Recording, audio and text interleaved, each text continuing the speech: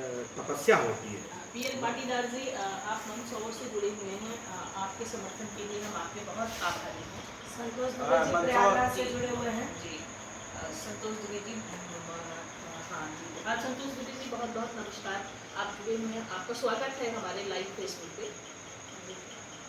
तो आगे बताइए आप इसमें क्या होना चाहिए, और कुछ सामाजिक मुद्दों पर भी कुछ बताइए, नारी शक्ति के लिए कुछ बताइए कि आगे जो राजनीतिक पार्टियां हैं इसमें जो नारी शक्ति काम करती हैं इनको किस हिसाब से काम करना चाहिए। अगर हर पार्टी में ऐसे ही अगर नारी शक्ति को गाली दी जाएंगी, अभद्रता भरे शब्द बोले जाएंगे तो नारियाँ कैसे जीतेंगी पार्टी में?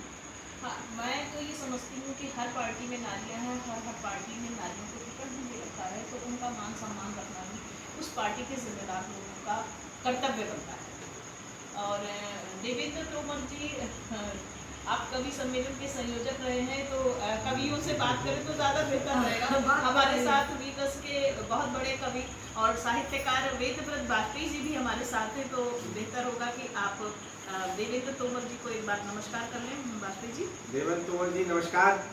और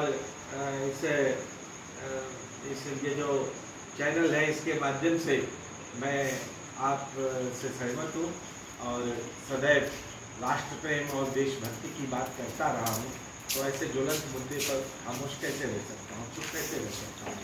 दूरदर्शन भाई, भारत माता की अगर हम लोग सेवा करते हैं, भारत माता के हम सब लोग बच्चे हैं, और हमारी भारत माता के लिए या माँ के लिए ये टिप्पणी की जाएगी, ये तो दुर्भाग्य की बात है ना।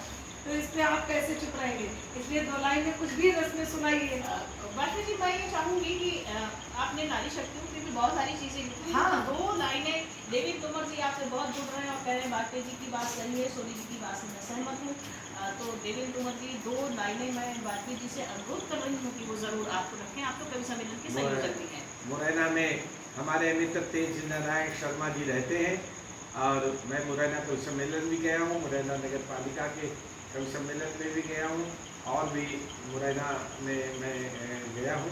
मैं नारी शक्ति के लिए दो पंक्तियाँ केवल कह देना चाहता हूँ। देश क्या है, देश कैसे बनता है कि देश नहीं बनता है मिट्टी गिट्टी ईंट मकानों से, देश नहीं बनता है मिट्टी गिट्टी ईंट मकानों से, देश नहीं बनता है मिट्टी गिट्टी ईंट मकानों से। माँ का मस्तक ऊंचा होता बेटों के बलिदानों से, माँ का मस्तक ऊंचा होता बेटों के बलिदानों से।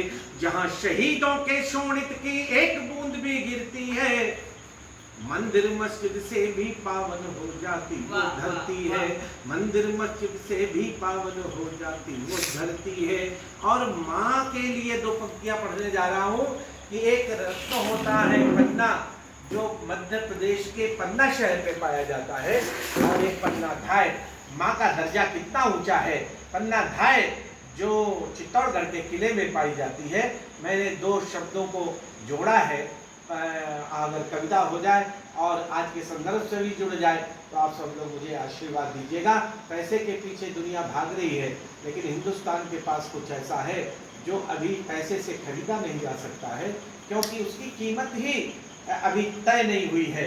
उसमें माँ शब्द भी एक है कि दुनिया की माताएं और भारत की माताओं का जो अंतर है, भारत में जो माँ का दर्जा है वो माँ का बहुत ऊंचा दर्जा है।